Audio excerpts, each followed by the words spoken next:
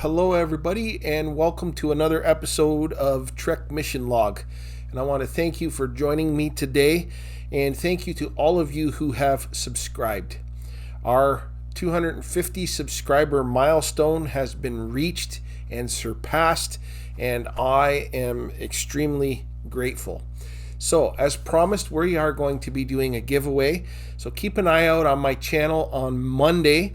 I will be putting a special giveaway video out there to celebrate this 250 subscriber milestone. Be sure to turn on the notifications today so that you don't miss out. It's going to be a great giveaway. I'm very excited about it. That is coming on Monday. I do ask, if you enjoy these videos, please hit that subscribe button and then comment the words "I subscribed." I would love to thank you personally for subscribing. And also, you can check us out on Instagram at Trek Mission Log. I do get a lot of spam messages, and so if you want to connect with me regarding Star Trek, please start your message with "I watch your channel," and then I'll know that it's not a spam message. I also want to thank you for all of the great comments and the input and advice also that some of you have given me. One person suggested that instead of giving a description of the episode, I just give my analysis, and maybe some of you would rather not go through the episode synopsis. So I'll put this out to you. I always put 3 pieces of information regarding the episode in every video, a segment called Trek Trivia, and immediately after the third one, I go into my analysis and opinion and rating. So if you'd like to skip through the synopsis to get to the analysis, that is where you can jump in. Just putting that out there for you if that is what you would like to do. Now today we're looking at Season 2, Episode 10 of the original series titled Journey to Babel. It originally aired on November the 17th, 1967. It was written by D.C. Fontana, directed by Joseph Pevney, and produced by John Meredith Lucas. So check out this piece of Trek trivia, and then we will dive in.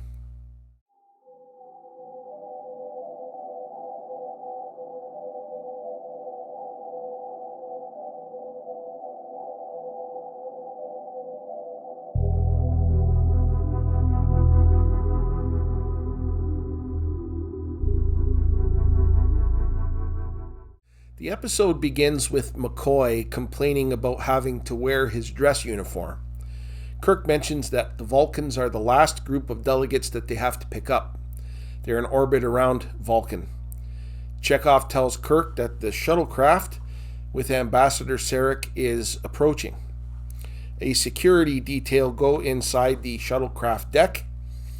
Kirk steps inside while Spock and McCoy wait outside, and McCoy asks Spock how the Vulcan salute goes, and Spock demonstrates it to him. Sarek then steps out of the shuttlecraft and approaches Kirk. Kirk introduces him to Spock, and Sarek looks bothered. Spock salutes him with the Vulcan salute, but Sarek does not return it. He does, however, salute McCoy. Sarek introduces his wife, Amanda. Kirk says that once they get settled, Spock would give them a tour of the ship, and Sarek requested another guide. Kirk then asks Spock if he would like to beam down and visit his parents because they have 2 hours before they have to leave, and it is here where Spock said that Ambassador Sarek and his wife are his parents. We then fade into the title sequence. When we come back in a captain's log, Kirk mentions that they are now leaving Vulcan and are headed for a neutral planetoid codenamed Babel. The Enterprise is transporting ambassadors there for a council that is politically complex. Kirk is giving Sarek a personalized tour of the Enterprise. They go to engineering where Spock is working, and his mother stops and talks to him. Spock told her that the situation between his father and himself has not changed. Kirk calls Spock over and asks to explain to Sarek how the computers work, and it is here where Sarek explained his beef with Spock. He instructed Spock personally in computers, but Spock decided to go to Starfleet instead of the Vulcan Science Academy. It is there where Spock excused himself and Sarek also excused himself and asked his wife to continue the tour. She introduced herself as Amanda and tried to explain the rift between Spock and his dad. Sarek wanted Spock to follow his teaching as he did with his father's, and Spock broke that. Kirk mentioned that they are both stubborn. Uhura contacted Kirk to let him know that she picked up a signal. Kirk ordered alert status and to use long-range scans. We then see a reception being held with the many ambassadors from the many different races that are going to this conference on Babel. And in a captain's log, Kirk said that these races have many differing opinions and it will be challenging to keep the peace. A dialogue is taking place between Kirk, Spock, McCoy, Sarek, and Amanda. And then a Tellarite comes and confronts Sarek on how he will vote regarding allowing Coridan into the Federation. An Andorian was present as well, and Kirk told them to debate at the conference, not here. The Tellarites were not happy and excused themselves. McCoy, speaking with Amanda, asked if Spock ever played as a child. She said he had a pet that was kind of like a teddy bear. McCoy laughed and Spock was embarrassed. Chekhov contacted Kirk to tell him that an unidentified vessel is facing them. The ship is not answering any hails and Spock does not recognize the ship's design. That's the ship that's coming at them. In Sarek's quarters, he rebuked her for embarrassing Spock. Without admitting it, Amanda called him out on being proud of his son. On the bridge, the ship was heading for them at high warp speed.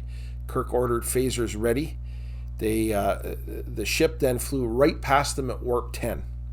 Kirk ordered Chekhov to resume original course. The other ship changed course as soon as they did and is now paralleling them.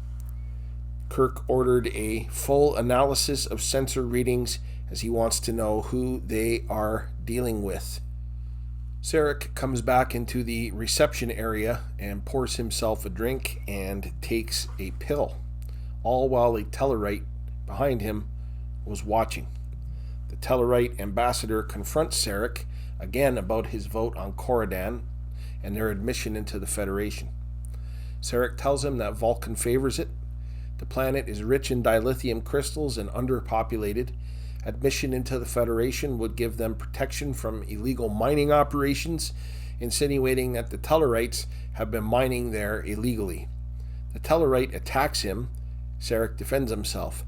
Kirk came in and broke it up, and he said as long as they're on his ship, there will be order. As the Tellarite left, he promised Sarek that there would be payment for his slander. We then see the Tellarite ambassador dead, hanging upside down in a Jeffries tube. Security informed Captain Kirk. McCoy examined him and he said his neck was broken by an expert. He said the killer knew the exact precise point at which to break his neck. Kirk asked who on board could do it. Spock said, Vulcans. He explained that the method is called Tal Shia, because of the altercation between the Tellarite and Sarek. Sarek is now a suspect. Kirk and McCoy go to Sarek's quarters to question him. Sarek said he had been in private meditation, and after he said that, he collapsed in pain. McCoy was tending to him. On the bridge, Spock was trying to give Kirk some more information on the alien vessel. Kirk was trying to console him regarding his father, but Spock shows no emotion.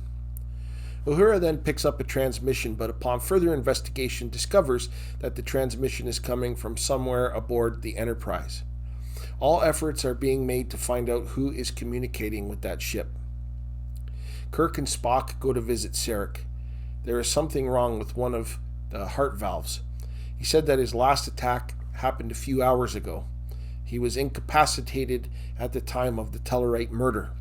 Spock suggested a type of surgery to treat Sarek, and Sarek agreed. McCoy would need a large amount of blood to do the surgery. Sarek's blood is T negative. Spock has the same blood type. Spock offered his blood and would have to filter out the human elements. McCoy told him that it would kill Spock to take that much blood.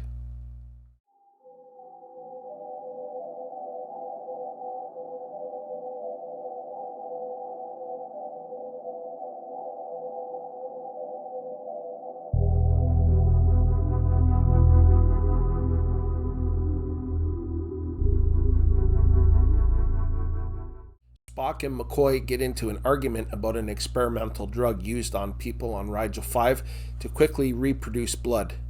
McCoy is hesitant, Spock is not. He is explaining the risks to Amanda. Spock asked for the drug to be used on him to increase the blood supply to donate to Sarek. Meanwhile, in the corridor, Kirk was fighting with an Andorian, and the Andorian had a knife, and after an intense struggle, he stabs Kirk. Kirk managed to get to his feet and kicked the Andorian in the head and knocked him out. In sickbay, Kirk is being treated. Spock is in temporary command. Sarek has taken a turn for the worse, and McCoy has to operate immediately whenever Spock is ready. Spock said no. With a murderer on board, a ship following them, Kirk critically wounded, and the Babel conference in jeopardy, Spock cannot relinquish command at this time, and so he leaves to interrogate the Andorian. In the brig, the Andorian gives Spock no information. The Andorian ambassador told Spock that the attack on Kirk was not sanctioned by his government. Amanda then comes into Spock's quarters to plead with Spock to help his father. Spock said that his duty is to the ship. She said his duty is to his father. Spock was visibly conflicted, but stayed true to his duty as a Starfleet officer. And as there, Amanda slaps him across the face. Meanwhile, Kirk wakes up. McCoy explained everything that was going on with Spock, so Kirk comes up with a plan to tell Spock that he was okay, order Spock to sickbay, and that he would relinquish command to Scotty. Now, when he gets to the bridge, Spock is surprised to see Captain Kirk, and he reluctantly leaves with McCoy so that they could begin the procedure. As they call Scotty to the bridge, the alien vessel is moving closer. Kirk cannot relinquish command. A transmission is taking place from the brig. Kirk orders security there. McCoy begins the blood transfusion. Security goes to the brig and the Andorian attacks them. The other security guard stuns him. And as he falls, one of his antennae comes off, and inside the antenna was a transceiver, which was being used to communicate with the alien ship. Kirk orders him brought to the bridge. Then the alien ship attacks them. Kirk orders Chekhov to fire next time it passes them. The ship is so fast that it eludes the phaser fire. The Enterprise is attacked a second time, and it is causing interruptions with Sarek's operation. The repeated attacks caused Sarek's heart to stop, and McCoy used a machine to get it going again, and they proceed. The Andorian prisoner, who is not an Andorian, was brought to the bridge. The repeated attacks are causing power failures and shield failures. Kirk cuts power to most of the ship, sending the Enterprise into a drift. The alien vessel comes by again, thinking that the Enterprise is dead. Then the Enterprise fires phasers and disables the vessel. Kirk orders hailing frequencies open, and then the ship blows up.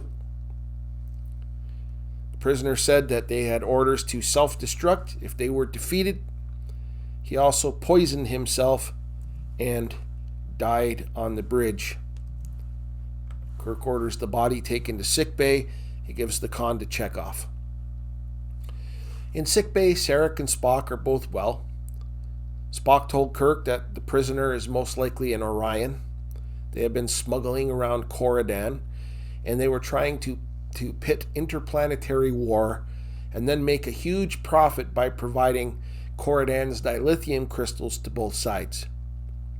Amanda asked Sarek to thank his son for saving his life.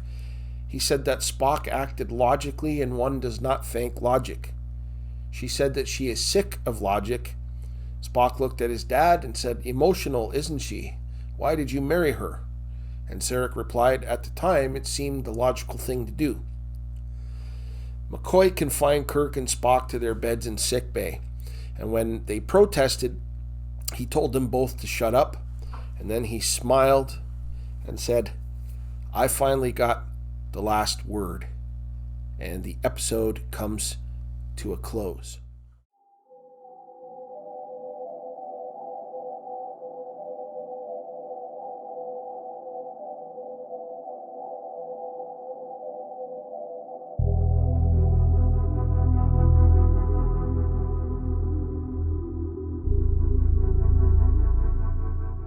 And this is the story of Journey to Babel.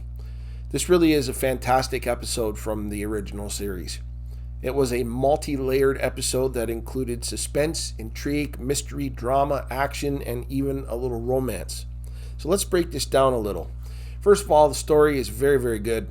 The Enterprise is escorting a group of diplomats to a conference on a planet that is codenamed Babel. The purpose of the conference was to debate whether a planet named Coridan should be brought into the Federation. We get to see some alien species for the first time: the Tellarites, the Andorians. There were several others there as well that we didn't hear about, nor were they identified for us. And of course, the Vulcans were there. The diversity of the alien species coming together was what Star Trek was all about. It was great to see. We got to meet Spock's parents for the first time. Sarek was fully Vulcan, Amanda fully human. There was clear tension between Spock and Sarek at the beginning. Mark Lenard was perfect in this role. We did see him playing a different character in Season 1, a Romulan Centurion, and his performance was brilliant there as well. And he would also play another role in Star Trek The Motion Picture as a Klingon commander engaging V'ger, but Sarek was his main role. The tension that existed stems from Spock's decision to go to Starfleet instead of the Vulcan Science Academy. However, in his quarters, Sarek in his comments did display pride for his son. Jane Wyatt played Amanda. She was terrific. Interesting, the little element of romance when Sarek extended two of his fingers and she put two of hers on his. It really was quite beautiful to watch. Her love for both Sarek and Spock was presented here. She did a great job of showing the struggle of being married to a Vulcan and being human. She was unafraid of the emotion. She appeals to Spock's human side, and she got to slap Spock across the face. The disapproval of his father definitely got to Spock's human half, but he did a great job suppressing the emotion. Leonard Nimoy, as always, does a brilliant job portraying the struggle between the Vulcan and the human part of himself. At the end, I loved the humorous exchange between Spock and Sarek regarding him marrying his mom. They loved each other without saying it. McCoy had an incredible part in this episode, and it was fantastic. The surgery scene was edge of your seat. His little grumpy comments were always perfect. It was absolutely brilliant at the end of the episode, and the enjoyment he was getting from ordering Kirk and Spock to stay in bed. It was quite hilarious. The episode had a classic whodunit vibe going on. The delegates were not agreeing with each other. There was a calculated murder in which the killer made it look like Sarek. And thanks to Spock, we learn all about another aspect about Vulcan history with the Tal Shia. When Tellarite's neck was broken, the writers did a great job keeping you guessing. Add to that the mysterious ship that was following them. It was a really engaging episode. It was cleverly written. The murderer on board attempts to murder Kirk, and we later find out he's not an Andorian. He is a spy in cahoots with the ship following them. And it left us wondering until the last couple of minutes who he was, and we find out that he's an Orion. And the greater plot was that they were trying to start an interplanetary war so that they can keep smuggling dilithium crystals and make a huge profit selling the crystals to both sides. An interesting scheme that they had going on. Also, Kirk's strategy to outsmart the alien vessel was brilliant. He made the Enterprise appear dead to lure the alien ship in and then fire. So great stuff here. You notice that Sulu was not present, and really this is the only area of weakness for this episode. George Takei was absent for about 9 weeks because he was involved in a John Wayne film about the Vietnam War titled The Green Berets. He was off filming that. He played a great part in that movie, by the way. This episode had so many incredible elements. You need to watch it. You don't want to miss it. So I give Journey to Babel 5 out of 5 Starfleet insignias for awesomeness.